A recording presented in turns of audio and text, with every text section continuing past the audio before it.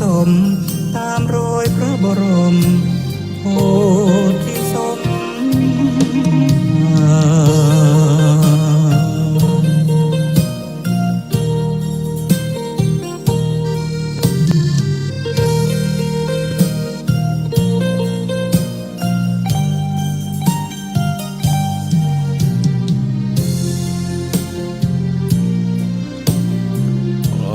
กราบนอบน้อมแด่พระรัตนตรัย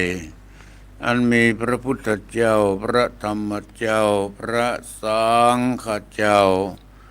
ขอถวายความเคารพแด่พระเถรานุเถระพระสังฆาธิการพระสงฆ์องค์เนนจุตนจุองค์ขอเจริญพรกับคณะสัทธาสาธุชนทุกท่านวันนี้กระผมอาตมาภาพพระครูสังวรศิราภิรักษ์เจ้าอาวาสวัดสายมูลตำบลแม่กาอำเภอสันป่าตองจังหวัดเชียงใหม่ก็ได้มาพบปะกับคณะสัทธาสาธุชนทั้งหลายในครั้งหนึ่งซึ่งวันนี้เป็นวันจันทร์ที่25เดือนพฤษภาคมพุทธศักราช 2569 ซึ่งก็ตรงกับขึ้น9 ค่ำเดือน9เหนือรายการนี้ชื่อว่ารายการมรดกธรรมกำเมืองเทศนาอยู่ที่วัดสายมูลตำบลแม่กาอำเภอสันป่าตองจังหวัดเชียงใหม่ส่งสัญญาณไปที่แม่ข่ายวัดปากตังเจริญท่านผู้อำนวยการท่านพระครูอภิวัฒนบิกรมก็ได้ส่งไปตามกระแสของอินเทอร์เน็ตส่งไปทั่วไปและมีหลายสถานีที่เจ้าของเปิ้นมีจิตเป็นกุศลได้เกาะเกี่ยวเอาสัญญาณนี้ไปเข้าสถานีออกอากาศตามสถานีวิทยุทุกที่ทุกแห่งที่พอออกสถาญาติโยมได้รับฟังอยู่ขณะนี้จะเป็นจังหวัดไหนก็ตามก็ด้วยอาศัยจิตเป็นกุศลเสียสละเวลาอันมีค่าของทางสถานีของเปิ้นเอาเวลามาบริจาคฮือกับพระสงฆ์องค์เจ้าเพื่อเป็นการช่วยกันเผยแผ่พระธรรมคำสอนของพระสัมมาสัมพุทธเจ้าในเชิงลุกเข้าถึงบ้านถึงจองถึงที่รับที่นอนธรรมะของพระสัมมาสัมพุทธเจ้าฟังได้ทุกที่ทุกแห่งจะนั่งฟังนอนฟังยืนฟังได้ทั้งนั้นได้ทั้งนั้นพอออกสถาญาติโยมทั้งหลายก็โดยอาศัยจิตเป็นกุศลของเจ้าของสถานีวิทยุดังที่กล่าวบางท่านบางคนบ่ได้ฟังทางวิทยุก็ฟังทางเฟซทางโทรศัพท์ถ้าต้องการฟังรายการของไผก็กดชื่อกดรายการของเปิ้นลงไปพระคุณเจ้าตนนั้นก็จะมาออกรายการที่พอออกสถาญาติโยมต้องการฟังกันก็จะได้ฟังได้สะดวกสบายทางเฟซทางไลน์นี่เป็นการก้าวหน้าทางยุคสมัยปัจจุบันทางเทคโนโลยีอาตมาได้นำเอารายการมรดกธรรมกำเมืองมาพบปะกับพอออกสถาญาติโยมทั้งหลายทุกวันจันทร์เป็นประจำเวลา6 โมงถึง7 โมงเช้าเห็นรายการหนึ่งชื่อว่ารายการมรดกธรรมกำเมืองตอนภาคค่ำเหมือนกันตอนภาคค่ำวันอังคารที่3ของเดือนวันอังคารที่3ของเดือนเวลา2 ทุ่มถึง3 ทุ่มบ่ได้ปะกัน2 เดือนแล้วบอกสถาญาติโยมทั้งหลายเดือนก่อนเดือนเมษาก็ตรงกับวันที่21เดินทางไปพระธรรมกายพอดีเดินทางไปปทุมธานีคืนนั้นคืนวันการ เมื่อ2-3 วันที่ผ่านมาเนี่ยวันอังคารที่19กัน19ก็ติดงานข่าวดำแห่เหมาะปนิมนต์ไปเทศงานข่าวดำก็ตรงกับวันอังคารที่3ของเดือนแห่มละก็เลยขาดไป2 เดือนแล้วนะขาดโดยเฉพาะในเวลาตอนภาคกลางคืน2 ทุ่มถึง3 ทุ่มบางท่านบางคนก็อาจจะเข้าใจว่าหายไปไหนก็ขอแจ้งให้รับทราบตามนี้โดยก้อยปะกันในวันอังคารหน้าอังคารที่3ของเดือนโดยเฉพาะภาคค่ำในตอนเช้าวันจันทร์วันนี้ได้นำเอาพระธรรมเทศนาจาดกเรื่องมโนราปิ่นแก้วมาถึงตอนที่7และบอกศรัทธาญาติโยมทั้งหลายในตอนที่6ที่ผ่านมาเมื่อคราวแล้วปู่พราหมณ์นายพรานเนี่ยได้นำไปนางมโนราเพื่อเอาไปถวายแด่พญาเจ้าเมืองอุตรนครหันว่างดงามเหมาะสมกับพญาเจ้าเมืองที่ยังเป็นโสดอยู่ก็เลยไปหานาคบวงบาทจากเมืองนาคได้มาแล้วก็เอามาคล้องมามัดเอายังนางมโนราลากไปยับไปเพื่อไปถวายแด่พญาเจ้าเมืองอุตรนครดังกล่าวทีนี้เมื่อนางมโนราปิกไปบ้านทั้ง6 คนเพิ่นมี7 คนหรอกลูกเพิ่นมี7 คนคนสุดท้ายได้ถูกพานลักไปเหลือ6 คนก็ปิกไปบอกบ้านปากบอกบอกแม่โอ้โหแม่เสียอกเสียใจร้องห่มร้องไห้บักกินบ่ได้นอนบ่หลับเป็นหมู่กี่วันพ่อพญาเพิ่นก็มีความเข้าใจในเรื่องอนิจจังทุกขังอนัตตาความบัดเตี่ยงแต่ความพัดพรากจากกันความเจ็บไข้ได้ป่วยพ่อพญาเพิ่นก็บอกว่าโอ้จะไปเศร้าโศกเสียอกเสียใจไปเลยเตือนมเหสีเจ้าอย่าได้เศร้าโศกเสียใจไปเลยมันเป็นกรรมเป็นเวรของเขาเรื่องลักษณะอย่างนี้มันเป็นกรรมเป็นเวรเฮาจะได้ไปตุกข์ไปร้อนอย่างนักหนาป้านล้ำไปพญาเจ้าเมืองของอย่างอี้มันก็จ้องมีการพลาดพลาดกันเป็นธรรมดาเฮาจะไปหลงไปฮักมันนักล้ำไปเฮาพยายามรักษาตัวเฮาให้ดีพยายามรักษาตัวเองให้ดีที่สุดจะไปหวังจะไปห่วงคนอื่นนักล้ำไปมันทำให้จิตใจเฮาบ่สบายทำให้เฮาตุกข์ร้อนเหมือนกับสุมไฟให้กับตัวเองเผาตัวเองเนี่ยพญาเจ้าเมืองเพิ่นมีความเข้าใจได้เตือนยังมเหสีดังนั้นเจ้าอย่าได้ไปหลงไปฮักลูกถึงจะเป็นลูกเป็นเลือดเนื้อเชื้อไขของเฮาก็ตามบางครั้งบางทีมันเป็นกรรมเป็นเวรของเขาเอาจะทำใจให้จิตใจสบายก้อยมาพิจารณาหาวิธีว่าจะเนี่ยได้ต่อไปเท่านั้นเองอย่าได้ร้องห่มร้องไห้จนพอด้องพอผอมเนี่ยพญาอติตราชผู้เป็นพ่อได้เตือนหลังจากนั้นนางมเหสีก็ได้สติจื่นขึ้นมาดีอกดีใจพ่องจื่นอกจื่นใจมาพ่องแล้วก็ปากันไปเพื่อจะไปเสาะหายังลูกล่าอันเป็นที่ฮักของตนว่านางแม่พร้อมโดยปริวารก็เดินทางเพื่อจะไปเพื่อจะไปพบยังลูกกาอยู่ที่ไหนกาอย่างนี้เป็นดังนั้นพระธรรมเทศนาตอนที่6ก็จบลงเพียงแค่นี้พระออกศรัทธาญาติโยมทั้งหลายว่าแม่จะไปติดตามลำตัวลูกปะหรือไม่เอาก้อยมาสดับรับฟังพระธรรมเทศนาจาดกเรื่องมโนราปิ่นแก้วตอนที่7เป็นลำดับต่อไป ในตอนนี้ในพวกนี้ก็มีศรัทธาที่ดวงร่วมรับเป็นเจ้าภาพกันเทศก็มีพ่อบุญธรรมแม่รัตนาสังคำฟั่นบ้านปงหนองตำบลเวียงอำเภอเวียงป่าเป้าจังหวัดเชียงรายได้ปะกันในวันทำบุญอายุวัฒนมงคลหลวงปู่ดอยพระครูธรรมทินพระครูปฏิภาณธรรมทินในวันที่19ที่ผ่านมา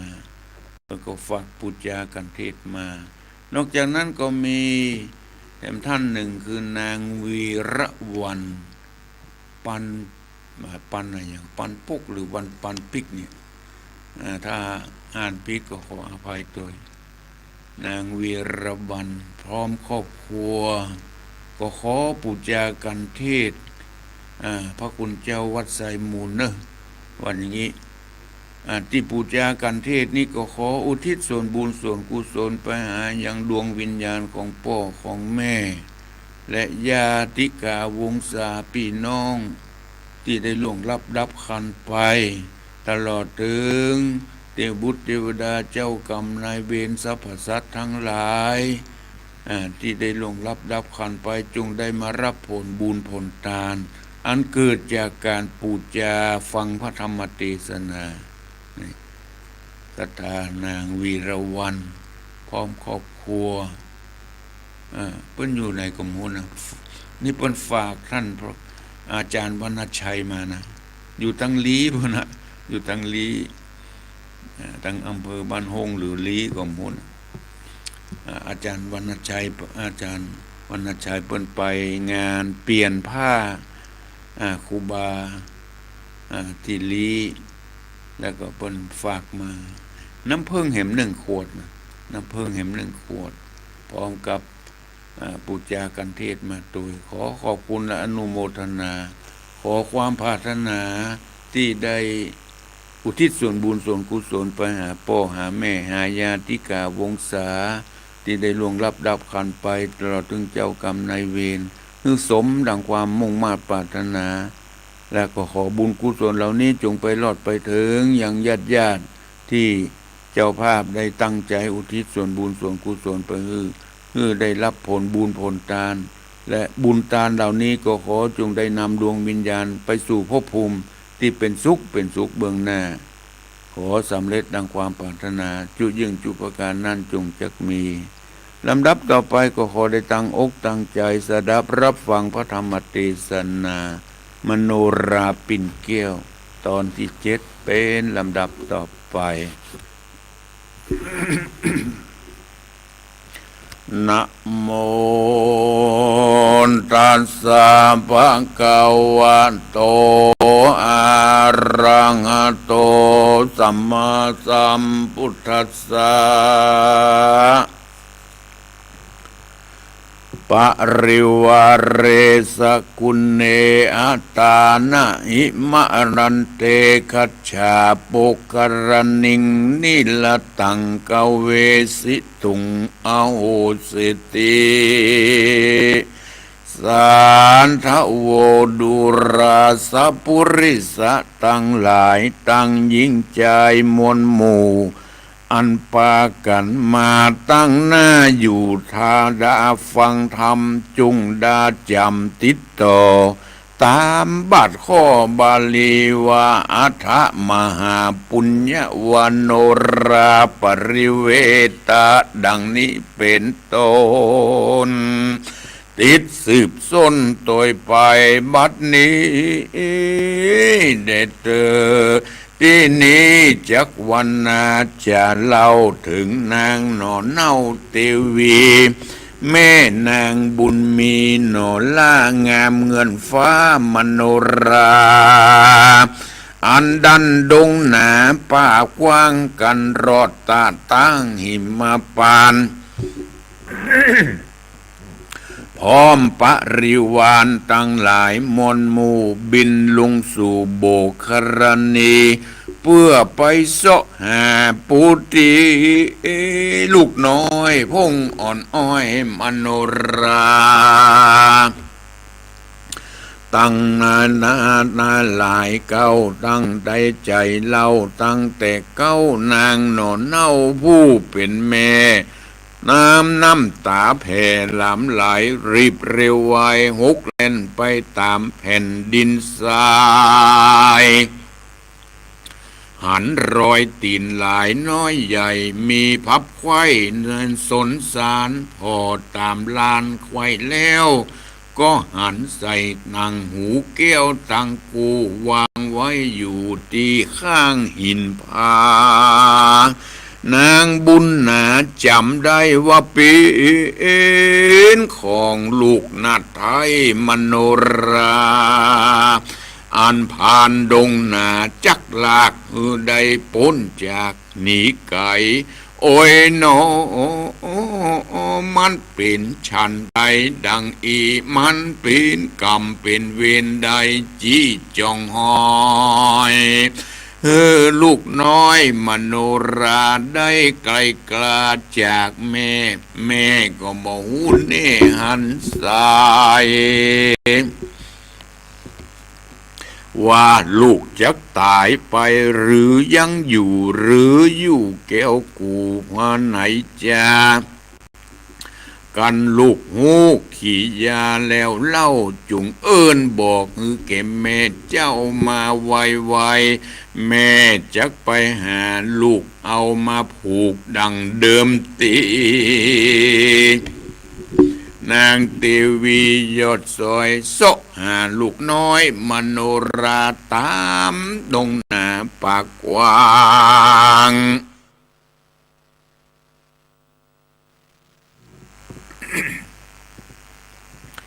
พับตาตั้งดงไผ่ก็บ่หันที่ไหนเตะใส่ใต้ต่างใดต่างหูไว้นำมานางเววาไม่มาดน้ำตาหยาดปังลงเตียวเข้าป่าดงป่าไม้เยะร้องไห้ก็เยะเตียวไปย้อนว่าอะไรบ่แล้วหาลูกแก้วมโนรานั้นเล่นนามนราศรัทธาตั้งหลายหนุ่มเทาอันอยู่เฝ้าฟังธรรมได้จะจำติดต่อบ่ขาดข้อลำดับมาอันว่าสองบุญนาพ่อแม่รักลูกแน่แก่เพียงใดย้ำมีภัยใหญ่น้อยมาจ้องห้อยเราลูกเครื่องขี่ลำบากสองพ่อแม่หากอะไรแม่นอยู่แดนใดไกลเล็กไกลก็รีบสดใสเสวงหากูโอพุทธาลูกน้อยได้ตำก้อยวำวายแม่นบุญภายลูกเต้าได้เตียงเต้าตีขาสองบุญนาพ่อแม่ก็มีใจแผ่เจยโจมสองอุดมพ่อแม่เจ้ารักลูกเต้านังนับนาสังขยานับบ่ได้จำจะเพียบไว้เหมือนดังแผ่นฟ้ากับลูกล่ารวมกันยังบ่เตียงมัน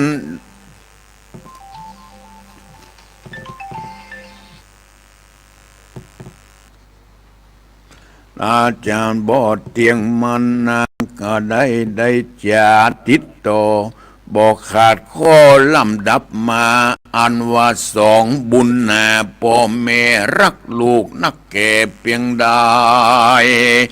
ยามมีภัยใหญ่น้อยมาจ้องห้อยเราวีลูกเครื่องขี่ลำบากสองพ่อแม่หักอะไรแม่นอยู่แดนไกลหรือไกลก็ขอรีบสดใสแสวงหาโกพุทธาตาลูกน้อยได้ตำก้อยวำวายแม่นบุญภายลูกเต้าได้เตียงเต้าตีขาสองบุญนาพ่อแม่ก็มีใจแผ่เจยจมสองอุดมแม่เจ้ารักลูกเต้านักหนา สังขยานับบ่ได้จะเปรียบใบดังแผ่นฟ้ากับโลกละรวมกันยังบทเตรียมตันจักเต้าคุณแม่เจ้าสองขาอันรักพุทธานอนเนื้อใจไฟเอื้อแป่งปาน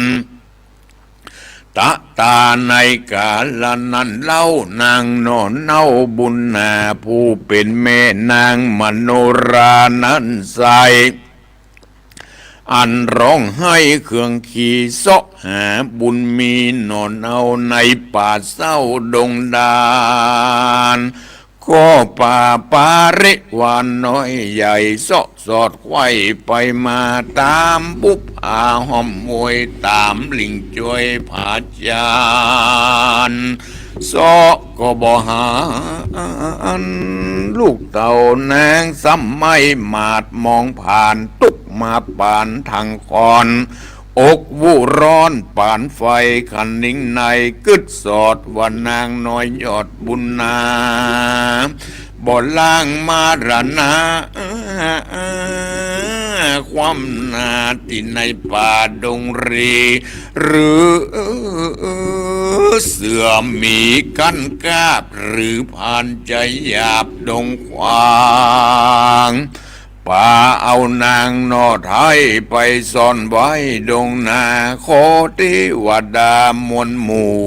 อันรักษาอยู่ดงตันได้ปากันพอเฝ้านางนอนเนา มโนราเด็ดเตอตะตาในกาลนั้นนางนัดไทยเทวีก็ซ้ำหันเกี้ยวที่ดีพาเสดงามลำเลิศโสภาชื่อว่าแก้วเมฆขลาวิเศษอันนางน้อยเนตรฝากเอาไว้ที่นางนัดไทยเท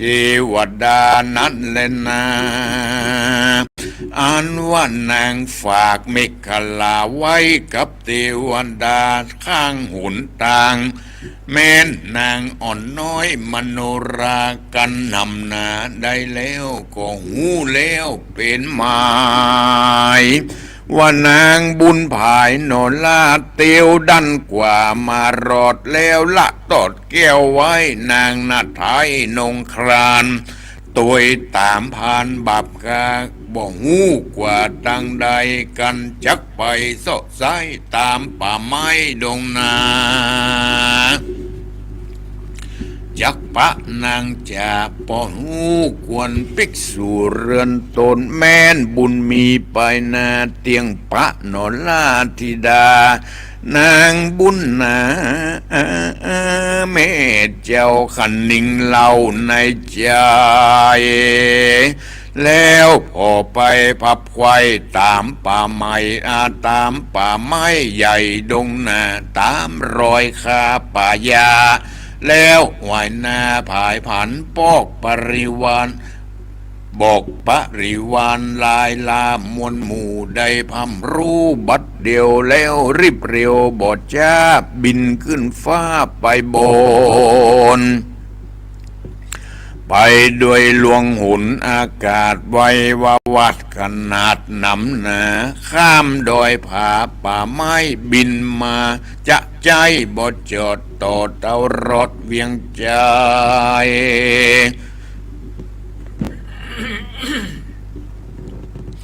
แล้วก็รีบเร็วไวไปไว้ตูนเต้าไทยผัวขวัญเต้าหอดจันตูนอุ้งอาจอุตุมปรัตรัจจา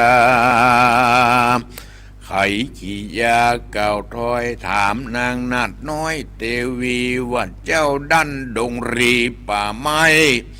ไปสอดไส้แสวงหาราชธิดานอนเอาจักปะเล่าฉันได้จุงจากไขบอกกล่าวฮือหูข่าวตามมีนางทีวียอดซอยก็กล่าวถ้อยไข่จ้าว่าข้าองค์คำผัวเจ้าข้านี่เล่าไปสู่ไปที่อยู่ดงตาไปที่อยู่ดงดาน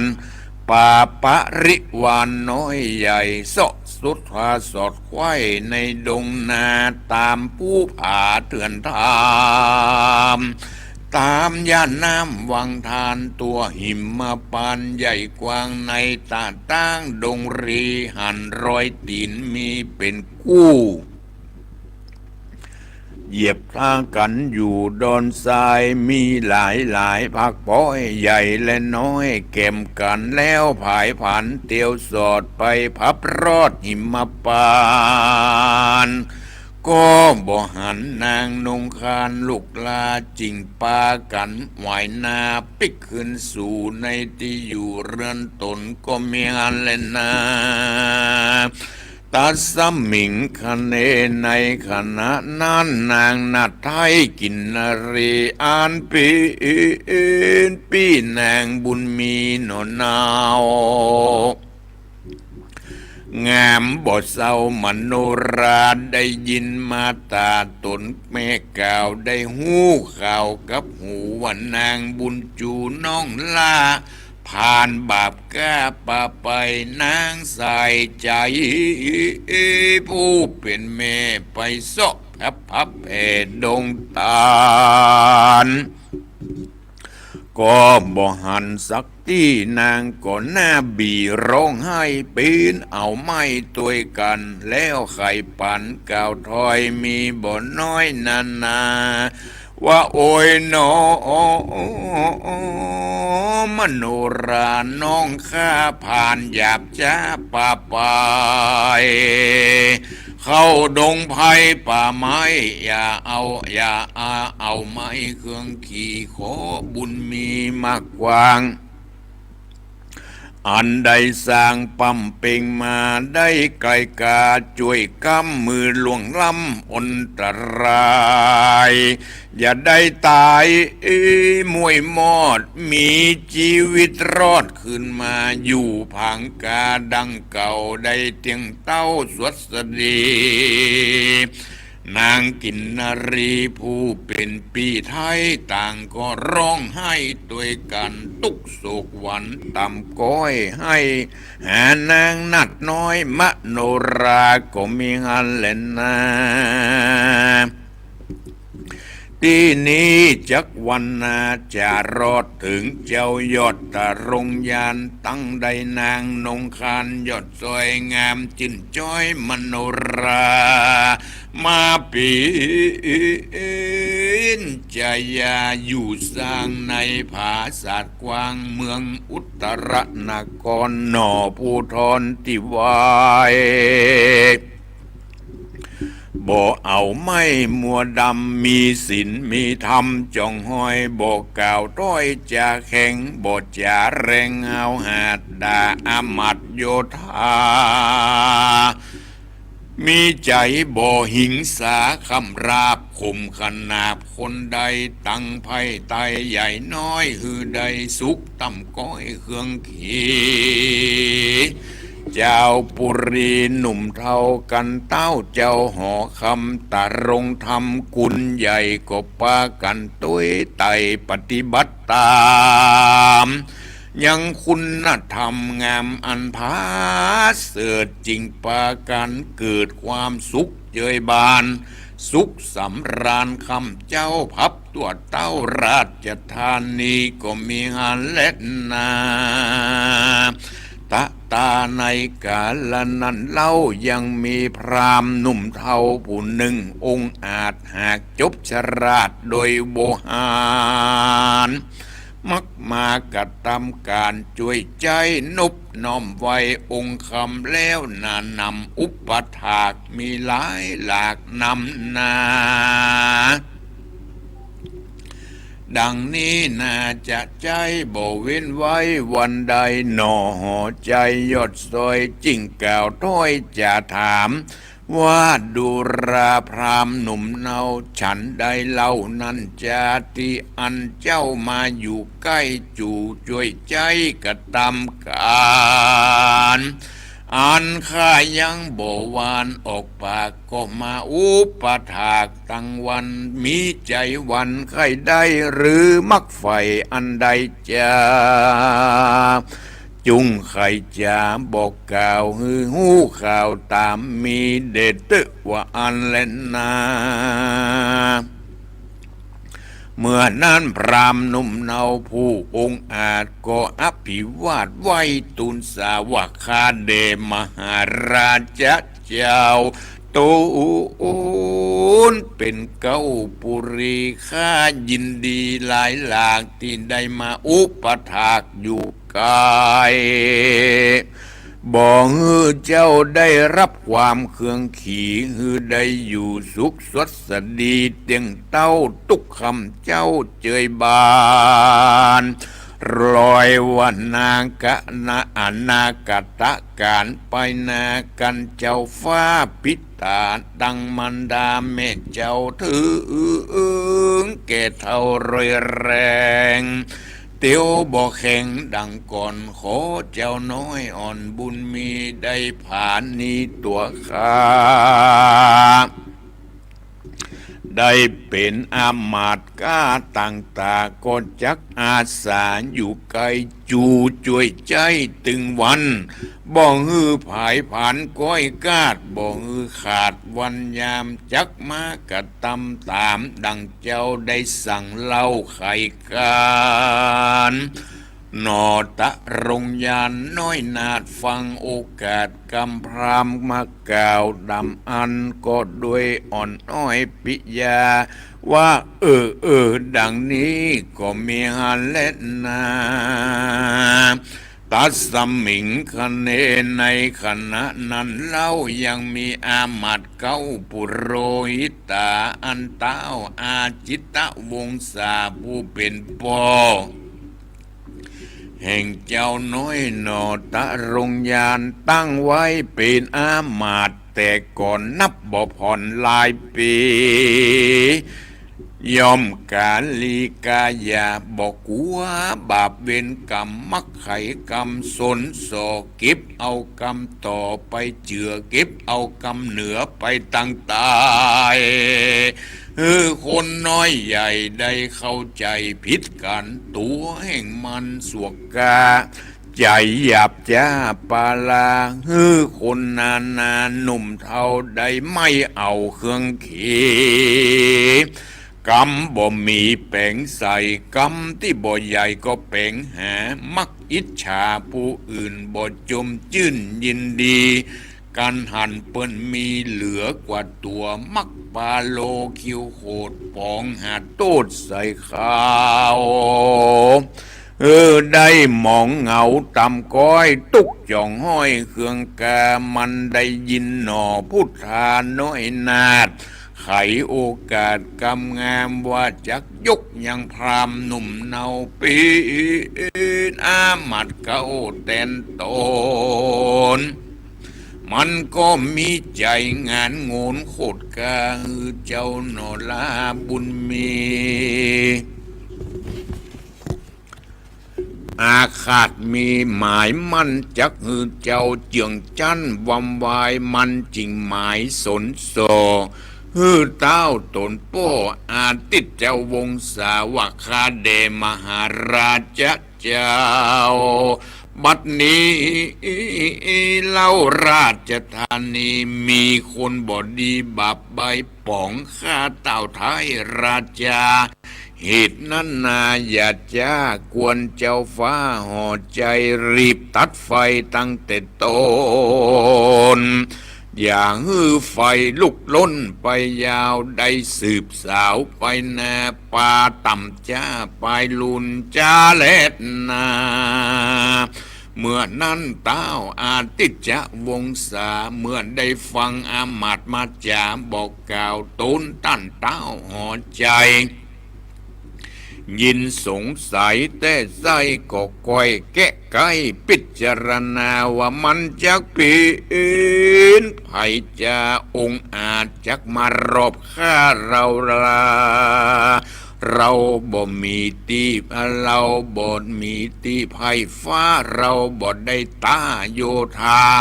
บ่หิงสาอาฆาตบ่อาฆาตที่ตือเวน หรือเครื่องขินไม่เอาตุกคำเจ้าอาจินเราเป็นคนมีศีลมีธรรมบ่ขาดอยู่ด้วยความบ่พมาทตั้งธรรมเว้นตั้งดำจุสิ่งจุเมื่อมักไฟเอื้อตั้งดีต้าวปุริยศใหญ่ก็มาพิจารณาควายจุอันแล้วก็ไขปันโอกาสว่าดุราอามาตต่างๆมันเป็นภัยสังจามาถูกมัดองในแห่งห้องปุรีเมืองเรานี้มีจุสิ่งเขาน้ำยิ่งเหลือกินจารถดินบ่อผ่อนดีจุบนสถานแม้นโยธาหารหยาบจ้าจักมาต่อตาเราวีหรือพลมีอ่านหมื่นยอมใจจืนอาสาข้าศึกมาจุดานยอมไปก้านพระหนีภัยยะมีนั่นเล่าจุงบอกเล่าไขผันเราหันและหูจักได้ภาพสู้บัดนี้เล่นนาเมื่อนั้นปุโรหิตาอามาตย์ก็โอกาสกำไปว่าดูราเจ้าจอมไตตันเต้าแม่นข้าบอกกล่าวใครจ้าขออย่าได้กูทางข้าได้ต่ำจ้าเครื่องขี่กุลตามมีลายแหล่จุงมาแผ่ไข่ปานได้หันได้หูมาเล่าสู่ตามรายอันผู้ที่จักหมายมาปราบเป็นศึกหยาบนั้นใจอยู่บ่ใกล้บ่ไกลบ่ใจภัยที่ไหนแต่ลาวหากเป็นลูกหนอนเน่าพุทธาจื้อมากล่าวถอยว่าเจ้าอ่อนน้อยสุทธกุมารนั่นแหละนามีใจหันหยาบจ้าจักมาป่องข้าตาราชหือดับขาดเป็นเพโคงปุรีใหญ่กว้างมันจักเป็นเจ้าจ้างเต้นไปจ้าและนาตั้งสุดตัวในกาลนั้นเต้าใหญ่หอคำเมื่อได้ยินคำโอกาสอามาตย์มาพิจารณาที่ชั้นกึดสดดันยาวไปวันหนอห่อใจนุ่มเนาบ่ล่างบาปเศร้าเอาอาธามกึดมัวดำต่ำจ้าจักป๋องข้าเรารากวนพิจารณาต่อเศร้าบ่ฮื้อฟังเฝ้าตัวลมลับตามองงมน้ำขุนในบุบุญตัวไป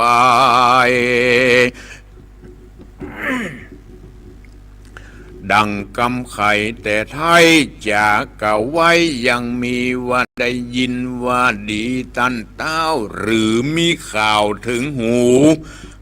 พิจารณาดูสีชั้นอย่าด่วนสั้นเอาเบาฟังกำเขาโดยง่ายจังร้อนร้ายเครื่องกาพองกดจางใดพองก็ใกล้หือเสียแม่นลูกเมียมากล่าวมาอ้างอย่าฟังเฝ้าตัวกรรมหือคนน่านำใหญ่น้อยมากล่าวร้อยวาดีว่าตนบุญมีมาเกิดเอาตนพาเสดพิจารณาที่สั้นกึดสดดันหลายแสงโกทะแหล่งมาไม่โลภภูโลภะใหญ่ปาวายตัณหาหลายปาวอดบดแจงรอดหันทำกรรมนานำนิสัยไผสร้างไว้กับตัวจักป่าหมองมัวไม่เอาปาตนเข้าอาบายเต้าบุญภายยศใหญ่พิจารณาควายจุอันบ่อไขปันเก่าอูเต้าดักอยู่ชั้นดีอามาตย์กาลีหยาบจ้ากันเจ้าฟ้าหอคำบ่ไขกรรมตานต่อบ่อู้โล่ยาวไปก็ละอายใจบ่น้อยจ้าเก่าถอยอำลา ย่อมือสาอภิวาทรีบลงจากผาศาสตร์หอจันทร์ก็มีโดยพระการดังกล่าวมานิแลนะนิติตังขียาสังวันนาวิเศษ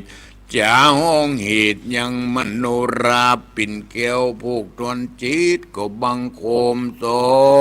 มเรศดีพระธรรมเทศนาจาดกเรื่องมโนราปิ่นแก้วที่อาตมาได้เทศนาไปในทำนองแบบปืนเมืองเหนือก็จบลงไปที่ได้เทศนาจบลงไปก็เพราะจะสรุปใจความโดยย่อๆพอออกสถาญาติโยมได้รับความได้เข้าใจหลังจากที่นายพรานเอานางมโนราผู้สวยสดงดงามในจำนวน7 คนอันเป็นลูกล่านำไปคนเดียวเจ้าเพื่อจะเอาไปถวายแด่พญาสุทธกุมารผู้เป็นราชบุตรของพญาเจ้าเมืองอุตรนครเพื่อหวังรางวัลเนี่ยเพื่อมีความโลภอยากจะได้รางวัลเมื่อเจ้านายพรานนำมโนราไปถวายแด่สุทธกุมารก็ดีอกดีใจที่พญาเจ้าเมืองมีกู้มีครองนางมโนราก็มีความฮักคือมีความฮักมีความต้องเนื้อเย็นใจเพราะเหมือนกับว่าชาติก่อนได้ทำบุญโดยกันมาถึงมาปะกันมาพบกันมีความฮักแปลงกันเป็นเจ้ากรรมนายเวรกันก็อย่างใดเจ้ากุมารมอบรางวัลอันเป็นสินน้ำใจมอบมือแก่นายพรานเป็นเงินจำนวนนักนายพรานก็เมื่อได้รางวัลแล้วก็ปิกบ้านปิกจองนำเท่าสมใจที่ได้ตั้งใจไว้เนี่ยสมใจได้รางวัลไปกินไปใจก็เป็นอันนักหนาป่าป้านเจ้าสุทธกุมารเมื่อได้นางมโนราก็ไปรายงานให้กับตนพ่ออาทิตย์วงศาผู้เป็นพ่อเป็นแม่ก็ดีอกดีใจที่ลูกได้มีกู้ครองดีอกดีใจที่จะมาเป็นลูกสะใภ้หลังจากนั้นเลิกงามยามดีก็ยกเจ้าสุทธกุมารขึ้นครองบ้านครองเมืองพร้อมอภิเษกสมรสยังนางมโนราเป็นมเหสีปกครองบ้านเมืองอุตรนครทีนี้ขอย้อนกล่าวถึงแม่ของนางมโนราที่ถูกนายพรานลักไปก็เสียอกเสียใจพ่อแม่ไปมเหสีก็ปลอบจิตปลอบใจก็ดีใจจิ้นใจมาพ่องเมื่อได้สติสตังก็ปาปริวานล่ะปริวานออกเสาะหาล่ะไปเสาะหาที่เกาะก็หันแต่ห้อยตีนหันก็ห้อยตีนควักไข่เสาะเข้าป่าเข้าดงไปเข้าป่าเข้าดงไปก็ไปปะใส่เมฆรานะแก้วเมฆราที่นางมโนราทอดไว้ข้างทางว่านางมโนราบอกว่าขอฝากแก้วไว้กับเทพบุตรเทวดาลุกขะเทวดาที่อยู่ข้างหนทางนี่แหละเมื่อมีคนมาตัวยแห่เขาจะหู้ว่าเมื่อมาปะใส่แก้วเมฆลานี่เขาก็ถือว่ามาถูกทางละอีเถอะมาถูกทางมาถูกทางเขาก็จะดีอกดีใจเหมือนดูใกล้จะปะละทำนองนั้นเดินทางมาถูกทางมีความมั่นใจเมื่อเขาปะเมฆลาเมื่อแม่ไปปะดังอันก็สมใจละคือเขามาถูกทางว่าอีเนาะ ได้ปะยังแก้วเมฆคลาที่นางมโนราเอาฝากไว้กับลุกขเทวดาหลังจากนั้นแม่ก็เดินทางต่อไปตั้งปังเดินไปก็บัปะใดๆมันคงจะเป็นกรรมเป็นเวรของเขาก็อย่าได้บัปะเลยก็เลยพากันปิกใจอ่อนมาเมื่อบัปะก็เลยปิกอย่างบ้านอย่างเมืองเพื่อจะไปตั้งรักใหม่ทำนองนั้นส่วนเจ้าทุตตะกุมารและนางมโนราอยู่กันครองบ้านครองเมืองเป็นคนมีศีลมีธรรมประจำจิตประจำใจอยู่กันอย่างสุขสำราญในเมืองอุตรนครต่อมาพญาอาทิตยวงศาท่านก็มีอายุนักเข้าถือว่าชราภาพละก็ได้ปลดพราหมณ์นายพราหมณ์ผู้เป็นปโรหิตเก่าแก่ปโรหิตคนที่เก่าแก่คนนี้ก็บอกให้มีศีลมีธรรมเท่าใดเมื่อเปิ้นปลดออกก็เสียอกเสียใจว่าเปิ้นจะตั้งคนใหม่เมื่อเสียอกเสียใจที่เปิ้นปลดตัวเองแล้วหาวิธีที่จะกำจัดพญาองค์ใหม่พญาองค์ใหม่คือสุทธกุมารเนี่ยที่จะตั้งปุโรหิตคนใหม่ขึ้นมาปุโรหิตคนเก่าก็ใส่ความไปรายงานต่อพญาอาทิตยวงศาผู้เป็นพ่อว่าบัดเดี๋ยวนี้มีคนใกล้ชิดพญาเนี่ยจะปองร้ายจะถึงกับจะฆ่าท่านพญาเนอนี่ว่าอีหรอดังนั้นก็ขอท่านได้รีบกำจัดมารที่ใกล้ชิดท่านเสียเพื่อจะป้องกันเหตุร้ายที่จะเกิดขึ้นกับตัวท่านพญา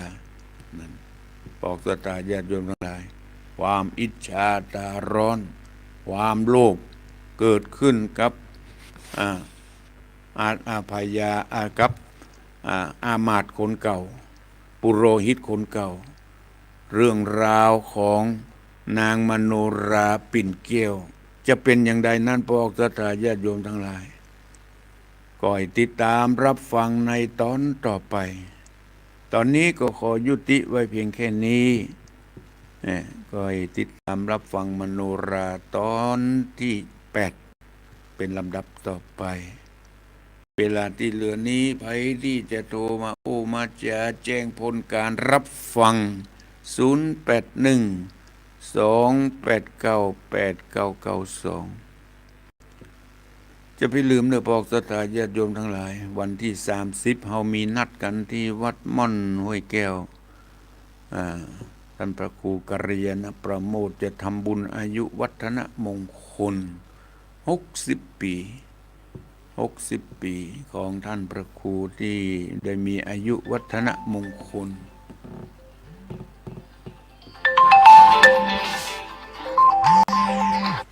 เจริญพร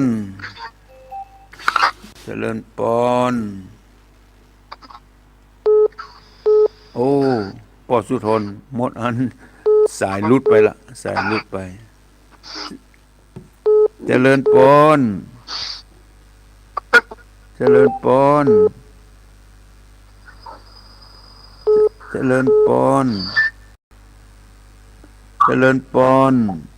้ากับไว้แสบเจ้าท่านพระครูแม่ทุกเตี้ยวบ้านศิลพรศิเตี้ยเด้อฟังอยู่เด้อมโนราปิ่นแก้วนะเจ้าชัดเจนดีเนาะแม่เนาะชัดเจนดีขึ้นห้อยตองซักนี่แน่ว่าห้อยตองซักนะเจ้าโอ้ขอบคุณเน้อบุญรักษาเจ้ากลับไว้จ้าเด้อท่านครูขอมีสุขภาพแข็งแรงเด้อเช่นเดียวกันเน้อบุญรักษาเจริญพรโอ้ฟังชัดเจนดีเนาะชัดเจนดีเจ้าวันนี้ อ๋อเฟซก็ดีเนาะเจ้าวิทยุก็กำลังรับใจท่านพระครูเจ้าขอบคุณบุญรักษากำลังใจท่านพระครูด้วยเจ้าบุญกับไว้รักษาสาเจ้ามีหลวงสายฝนเจริญพรเจ้ากับนมัสการเจ้าหลวงปู่โอ้ที่ฝังชัดเจนดีก็ฟังในมือถือเจ้าสถานีเปิดถ่ายทอดสวดมนต์เจ้าโอ้แม่จงดีฟังที่โทรศัพท์ที่โทรศัพท์เจ้าฟังชัดเจนดีเนาะค่ะแล้วก่อนปน้อยบุญปันคนแข็งแรงนะเนอะโอ้มีรถเครื่องไปไหนมาไหนได้ละนั่นกะบายบวยตาสบายมวยมาทำงานสุขยังไปส่งลูกเลยนะนั่นกะเดินยิ้มเป็นกำลังจิตกำลังใจนี่ดีตาน้องสัญญาพิเศษแก่เจ้าโอ้ขอบคุณบุญรักษาที่ไปรักษาวันนั้นเจ้าแล้ววันที่30นี่ไม่ได้ไปเจ้าเพราะว่าจะได้ปฏิบัติธรรมที่สำนักวิปัสสนาโบสถ์เจ้าวาเจ้าเก้าถึงวันที่1ไงเจ้าโอ้ดีอนุโมทนาด้วยกันอนุโมทนาก็แล้วกันเนอะบุญเจ้าดีมีสุขตามไว้สาเจ้าวันนั้นถึงแม่จงดีถึงพ่อหมออินทร์ไปเยี่ยมพ่อน้อยบุญปันที่อำเภอฝางเพิ่นก็ดีอกดีใจสบายละเจริญปอนเจ้าสาธุเจ้าโทรมาจากไหนเรียนหนองล้อมเจ้าเรียนหนังลองแม่น้อมเจ้าฟังชัดเจนดีเนาะที่เวียงหนองเจ้าชัดเจนดีห้วยตองซักเจ้าห้วยตองซักนี่โอ้เป็นบุญเป็นกุลฟังชัดเจนเนาะโอ้บุญรักษาเนอะเจ้าเป็นกำลังใจเด้อขอบคุณแม่น้อมอำเภอเวียงหนองล่องโทรมามาแจ้งผลการรับฟังเขาแล้วก็ได้ไปเยี่ยมพ่อสุทนที่บ้านแม่จองลีในนามขึ้นสีขาวเพื่อชาวประชาได้ส่งตัวแทนไปเยี่ยมไปใจFC ที่ได้เคยโทรมามาจาเป็นป่วยก็ไปให้กำลังจิตกำลังใจวันนั้นไปเวียงป่าเป้าเลยลวดไปฝังแม่จงดีพ่อหมออินทร์เพิ่นก็นำไปส่งไปที่บ้านพ่อน้อยบุญปันมโนครทราบข่าวว่าเพิ่นบ่ค่อยสบายก็ดีละสบายดีอกดีใจที่ได้สบายในนามขึ้นข่าวเพื่อชาวประชาก็ไปให้กำลังจิตกำลังใจพ่อน้อยบุญปันพร้อมครอบครัวสุขสบายดีเจริญปอนโทรมาจากไหนพิสมัยเจ้าพิสมัยนางเลลำปางโอ้วันนั้นได้ยินนั้นท่านพระครูเข้าขวัญหลวงปู่มาจำเสียงมาได้เลยนั่นค่ะโอ้เสียงมาถามพระมหาสมภารนั่นใครเป็นคนห้องขวัญนั้นอันหลวงปู่เนาะโอ้ท่านพระครูสังวรโอ้ยเสียงคนนมเสียงดีจังหวะเลยพอใจได้เนาะได้เจ้าแต่อนุโมทนาบุญด้วยนะเจ้าขวัญถวายหลวงปู่วันนั้นเราเสียงจังหวะนะท่านพ่อครูจำมาได้เลยขอบคุณแม่พิสมัยเนอะเจ้าไว้สาเจ้าท่านพ่อครูเจ้าแม่พิสมัยศรีเทพดำรงบ้านลำปางบ้านนางเลที่โทรมามาจ้าก็ได้ถวายแด่หลวงปู่เมื่อท่านมีอายุวัฒนมงคล79 ปีแล้วบอกศรัทธาญาติโยมทั้งหลายท่านก็อยู่สุขสบายดีก็ด้วยบุญผลบุญผลกุศลหรือกำลังจิตกำลังใจของหมู่เฮาท่านทั้งหลายนี่แหละไปฮือกำลังจิตกำลังใจกันเป็นอันนักหนาป่าปานด้วยความพลังสามัคคีของคณะขึ้นสีขาวเพื่อชาวประชาวันที่30แห่งครั้งหนึ่งเนอะที่วัดม่อนห้วยแก้วตำที่อำเภอดอยหล่อวันอายุวัฒนมงคลท่านพระครูกัลยาณประโมทอาจารย์สมหวังที่จะถึงนี้มากี่วันในวันนี้วันที่25แล้วเนี่ย แฮม4-5 วันก็จะได้ไปแสดงออกไปมุทิตาแสดงความยินดีที่ท่านมีอายุมั่นขวัญยืนขอขอบคุณทางเฟซเนอะทางเฟซแม่พิสมัยศรีดำรงเทพแม่สายฝนจันกุณนะ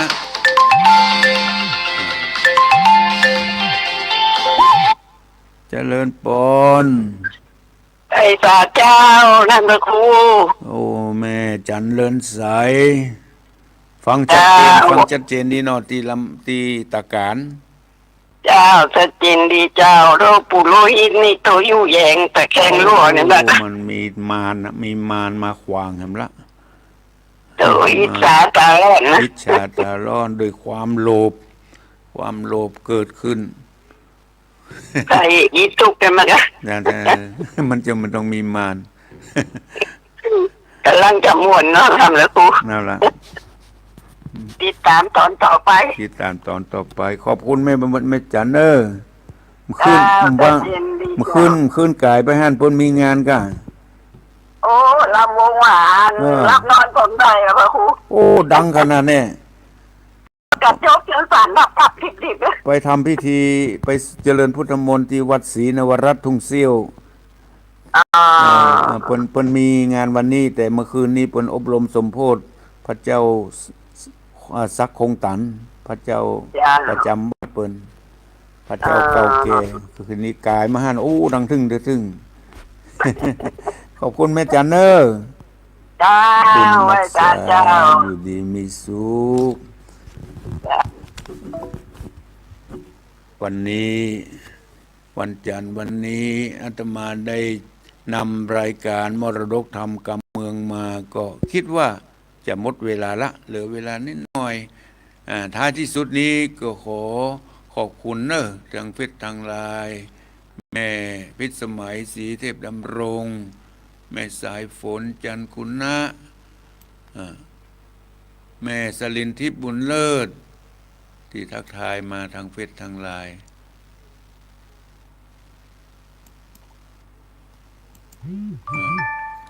ขอบคุณอนุโมทนาที่ทักทายมาทางโทรศัพท์ทุกเสียงทุกสายตลอดถึงท่านที่กดมาบัตรตันก็ดีพยายามอยู่แล้วมันบ่ได้มันมีหลายมือหลายต่างคนต่างกดก็ขอบคุณทุกท่านที่มีความพยายามที่ตั้งอกตั้งใจฟังพระธรรมเทศนา